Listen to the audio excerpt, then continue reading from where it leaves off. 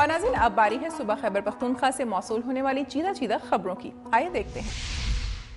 مردان میں government post graduate college کے طلبہ نے تدریسی عملے کے خلاف احتجاجی مظاہرہ کیا اور نعرے بازی کی۔ فرسٹ ایئر کے طلبہ نے کالج میں گزشتہ 5 دنوں سے تدریسی عملے کی طرف سے کلاسز نہ لینے کے خلاف احتجاجی مظاہرہ کیا اور نعرے بازی کی۔ طلبہ کا کہنا ہے کہ کالج میں اساتذہ اپنے مطالبات کے حق میں احتجاج کر رہے ہیں، جس کے باعث وہ کلاسیں نہیں لے رہے، جس سے ان کا قیمتی وقت ضائع ہو رہا ہے۔ ادھر کالج کے پرنسپل پروفیسر فرید اللہ شاہ نے کہا ہے کہ کالج میں تدریسی عملے کی طرف سے کسی قسم کی ہڑتال نہیں ہے اور کلاسز باقاعدگی سے لگ رہی ہیں۔ ان کا کہنا تھا کہ مذکورہ طلبہ سیکنڈ شفٹ سے تعلق رکھتے ہیں اور ان کی کلاسز 11 بجے کے بعد لگتی ہیں۔ نوشہرہ کے سیلاب متاثرہ گاؤں کے بچوں میں اسکول کی کتابیں تقسیم کی گئیں۔ نوشہرہ کے متاثرہ گاؤں گنڈیری میں ڈاکٹرز ورلڈ وائڈ نے پبلک اسکول کے متاثرہ بچوں میں اسکول کی کتابیں تقسیم کی۔ اس موقع پر تنظیم کے کنٹری کوارڈینیٹر عبد الوہاب بھی موجود تھے۔ تنظیم کی جانب سے 250 متاثرہ طلباء و طالبات میں کتابیں تقسیم کی گئیں۔ اس موقع پر ڈاکٹر برا نے دنیا نیوز کو بتایا کہ تنظیم کا مقصد بچوں کے تعلیمی سلسلے کو جاری رکھنا ہے اور مزید متاثرہ علاقوں کے طلباء میں بھی اسکول کی کتابیں تقسیم کی جائیں گی۔ ٹانک میں محسود قبائل کا جرگہ ہوا، جس میں مطالبہ کیا گیا کہ حکومت جنوبی وزیرستان میں 2004 سے جاری آپریشن سے ہونے والے نقصانات کا ازالہ کرے۔ پولیٹیکل کمپاؤنڈ میں ہونے والے جرگے میں ملک جنان، ملک ہاشم، ملک کرامت اللہ، ملک رشید، حاجی محمد سمیت درجنوں قبائلیوں نے شرکت کی۔ شرکاء کا کہنا تھا کہ جنوبی وزیرستان میں جاری ترقیاتی کاموں کو جلد پایہ تکمیل تک پہنچایا جائے، جبکہ محسود قبائل کی اپنے علاقوں کو باعزت واپسی کو یقینی بنایا جائے۔ ان کا کہنا تھا کہ محسود قبائل محب وطن ہیں اور قیام پاکستان کے دوران انہوں نے بڑی قربانیاں دی ہیں، اس لیے ان کی مراعات بحال کی جائیں۔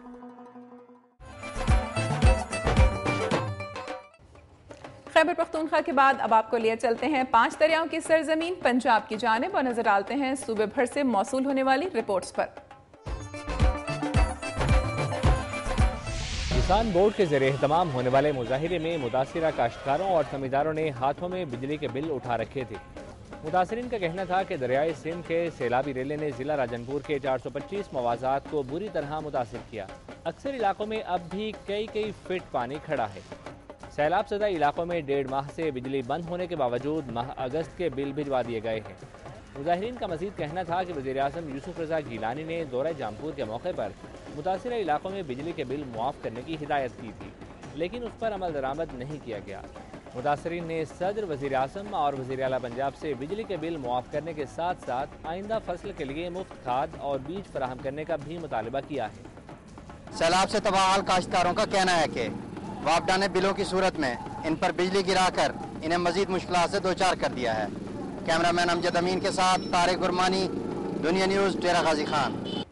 ناظرین حویلی لکھا ہیڈ سلیمان کی کے مقام پر وائلڈ لائف فارسٹ پارک حکومت کی عدم توجہ کے باعث بدحالی اور کرپشن کا شکار ہو گیا ہے۔ اس حوالے سے دیکھتے ہیں آصف خان کی یہ رپورٹ۔ ہیڈ سلیمانکی کے مقام پر 104 ایکڑ پر محیط کروڑوں روپے کی لاگت سے بنا ہوا فارسٹ وائلڈ لائف پارک حکومت کی عدم توجہ سے بدحالی کا شکار ہے۔ فارسٹ پارک میں کوئی مناسب انتظام نہ ہونے کی وجہ سے پارک اب جنگل کی صورت اختیار کر چکا ہے۔ اس وائلڈ لائف پارک میں اعلیٰ نسل کے مور، ہرن، نیلی بھینس، بندر اور اعلیٰ نسل کے کئی جانور رکھے گئے ہیں۔ ان جانوروں کی دیکھ بھال کے لیے واچ اینڈ وار کا عملہ تعینات ہے، لیکن واچ اینڈ وار کے عملہ کو فارسٹ ڈسٹرکٹ آفیسر نے باہر فیلڈ میں لگا رکھا ہے۔ قیمتی جانوروں کو چارہ ڈالنے اور ان کی دیکھ بھال کے لیے واچ اینڈ وار کا عملہ اپنی ڈیوٹی پر موجود ہی نہیں ہوتا اور اینیمل کیپر ہی تمام ڈیوٹی سر انجام دے رہے ہوتے ہیں۔ عملہ کے کام نہ کرنے کی وجہ سے اعلیٰ نسل کے کئی قیمتی جانور بھوکے مر رہے ہیں۔ لاکھوں روپے کی لاگت سے لوہے کی جالیوں سے جو چار دیواری بنائی گئی ہے وہ بھی ٹوٹ پھوٹ کا شکار ہو چکی ہے اور دیواریں ٹوٹنے کی وجہ سے کئی قیمتی جانور بھی چوری ہو چکے ہیں۔ فارسٹ پارک میں قدرتی جھیل بھی انتظامیہ کی نااہلی کی نظر ہو چکی ہے۔ پارک میں بچوں کی تفریح کے لیے قیمتی جھولے بھی لگائے گئے ہیں، لیکن وہ بھی ٹوٹ پھوٹ کا شکار ہو چکے ہیں۔ فارسٹ پارک کی خوبصورتی میں سیاحوں کی دلچسپی کے لیے جو بجٹ آتا ہے وہ سارا کرپشن کی نظر ہو جاتا ہے۔ فارسٹ پارک میں 28 لاکھ روپے کی لاگت سے ریسٹ ہاؤس اور کینٹین کی تعمیر بھی جاری تھی، وہ بھی کرپشن کی نظر ہو گئی ہے۔ حکومت کی عدم دلچسپی کی وجہ سے یہ فارسٹ وائلڈ لائف پارک اب جنگل کی صورت اختیار کر چکا ہے۔ حکومت بڑے بڑے سیاسی پیچاک حل کرنے میں مصروف ہے، लेकिन हुकूमत की अदम दिलचस्पी की वजह से बने बनाए मंसूबे भी मलबे का ढेर बन रहे हैं। कैमरामैन शाहिद के साथ आसिफ खान, दुनिया न्यूज़, हवेली लखा।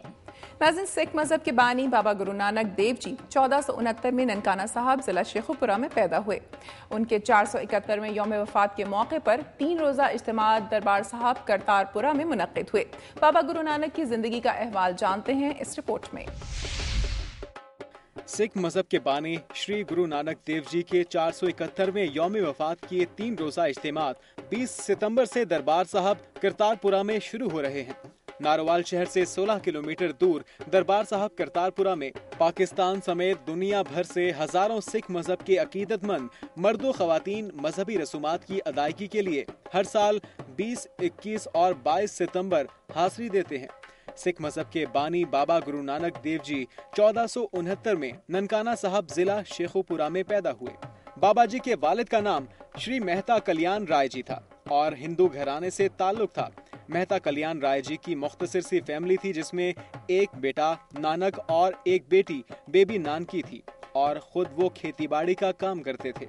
बाबा गुरु नानक ने इब्तदाई तालीम ननकाना साहब में ही मास्टर पेंदा से हासिल की। बाबा जी बचपन से ही बहुत ज़हीन और खामोश तबा थे। बाबा गुरु नानक देव जी ने हमेशा रंग, नस्ल और मजहब से बालातर होकर इंसानों से प्यार मोहब्बत और उनकी खिदमत की और दूसरों को भी इसका दर्स दिया। बाबा गुरु नानक ने अपनी जिंदगी में हिंदू, मुस्लिम, सिख, ईसाई और दीगर को एक प्लेटफॉर्म पर जमा करने की कोशिश की। बाबा गुरु नानक हिंदू फैमिली से ताल्लुक होने के बावजूद पैदल ही जाकर हज का फरीजा अदा करके आए। बाबा गुरु नानक का कहना था कि कोई हिंदू है ना मुस्लिम, सबको एक अल्लाह ने पैदा किया है, इसलिए हम सबको आपस में लड़ाई झगड़े और नफरतों को खत्म करना चाहिए। यही वजह थी कि हिंदू और मुस्लिम उनको अपना रहबर और रहनुमा समझते थे। वजह थी कि हिंदू 70 बरस की उम्र के बाद बाबा गुरु नानक देव जी 22 सितंबर 1539 को अपने गिर्द जमा हुए मुरीदैन को बताया कि उनका अल्लाह के पास जाने का वक्त आ गया है। अब सारे सिख गुरु अंत देव जी भाई लहंडा जी को उनका दूसरा रूप समझकर उनसे रहनुमाई हासिल किया करें। ये बात बताकर एक चादर लेकर लेट गए।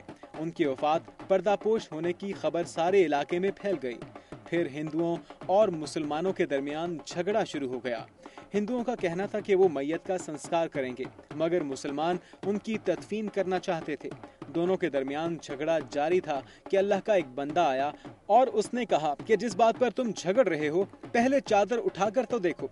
चादर उठाकर देखा तो चादर के नीचे से मैयत गायब और फूल पड़े थे, जिस पर तय पाया कि आधी चादर और फूल हिंदू और आधी चादर और फूल मुसलमान ले लें।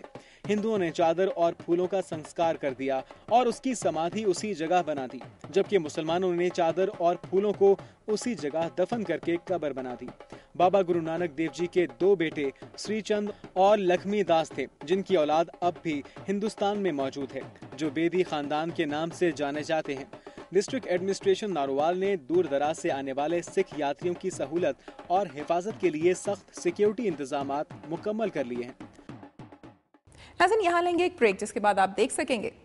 टीएमए ननकाना साहब के फायर ब्रिगेड की गाड़ियां खराब और नकारा हो चुकी हैं, जिसकी वजह से आतिशबाजी के वाकयात में लोग अपनी मदद आपके तहत आग बुझाने पर मजबूर हैं।